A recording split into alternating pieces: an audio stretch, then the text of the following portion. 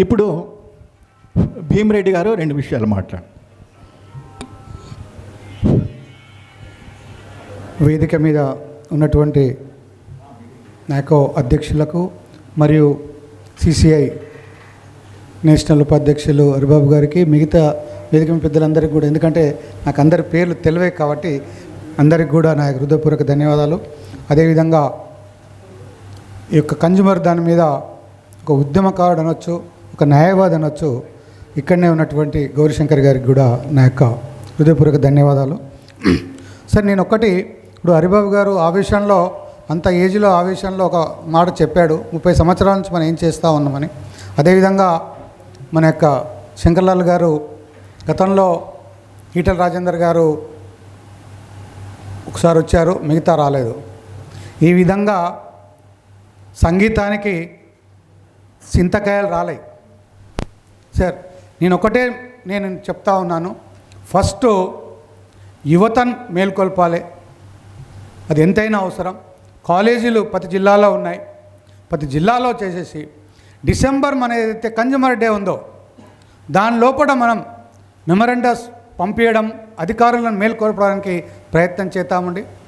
అది కాని పక్షంలో, అది చెయ్యని పక్షంలో మనకి ఏదైతే ప్రభుత్వాలు, కేంద్ర ప్రభుత్వం కానీ రాష్ట్ర ప్రభుత్వాలు కూడా చాలా వినియోగదారుల విషయాల్లో కమిటీలను కూడా అవన్నీ ఇస్తూ ఉన్నాయి, కానీ అవి ఎక్కడ కూడా కదిలిస్తలే.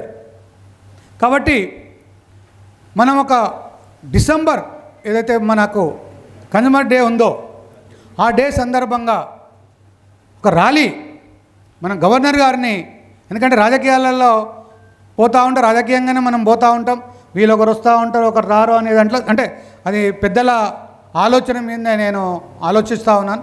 దీని తర్వాత ఆ యొక్క ఉద్యమం చేస్తే 1,00,000 మందితో మనం యువతను తీసుకెళ్ళి, మహిళలను తీసుకెళ్ళి మన యొక్క హక్కులను మనం కాపాడుకోవడానికి ప్రయత్నం చేస్తే బాగుంటుందని చెప్పేసి నేను నాకో కానీ సిసిఐ కానీ మిగతా ఎన్ని ఉన్నాయో అన్ని సంఘాలతో ఒకసారి మనం సమావేశమై దీని విషయంలో ఇంకా పెద్ద ఎత్తున చేస్తే బాగుంటుందని నా యొక్క అభిప్రాయం.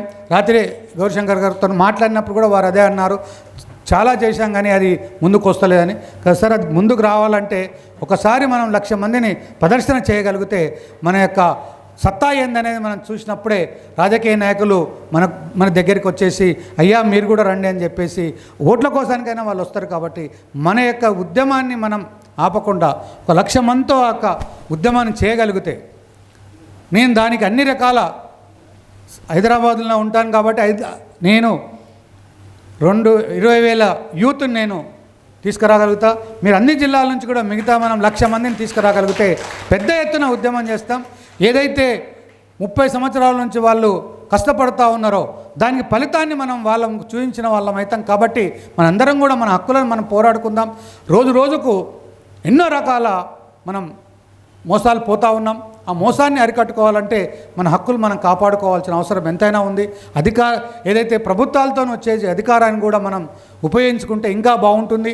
మన యొక్క కన్జ్యూమర్ ద్వారా కూడా పోరాడే వాళ్ళకు అవకాశాలు, ఎమ్మెల్సీస్ కానీ మిగతా దాని మీద కూడా మనము చట్టసభలలో మాట్లాడడానికి కూడా అవకాశాలను కూడా మనం కల్పించే విధంగా మన యొక్క యూనిటీ ఉంటే ముందుకు పోతాం. కాబట్టి దీని ఉద్యమానికి అందరూ కూడా సహకారాలు అందిస్తారని చెప్పి కోరుకుంటూ, నేను గౌరీశంకర్ గారిని మరియు శంకర్లాల్ గారిని ఇమీడియట్లీ ఒక మీటింగ్, అన్ని సంఘాలు, నాకు చాలా మటుకు తెలియదు ఎన్ని సంఘాలు కన్జ్యూమర్ దీని మీద పోరాడే వాళ్ళు, ఒకసారి మనం అందరి అభిప్రాయాలు తెలుసుకొని అది చేస్తే బాగుంటుందనేది నా అభిప్రాయం.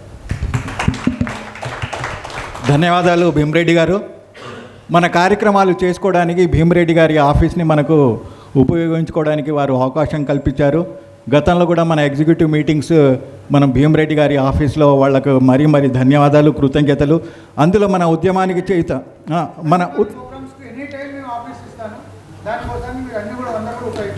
మన వినియోగదారుల ఉద్యమానికి మరెంతో బలం కోరిందని నేను భావిస్తున్నాను. వారికి అభినందనలు, కృతజ్ఞతలు తెలుపుకుంటున్నాను.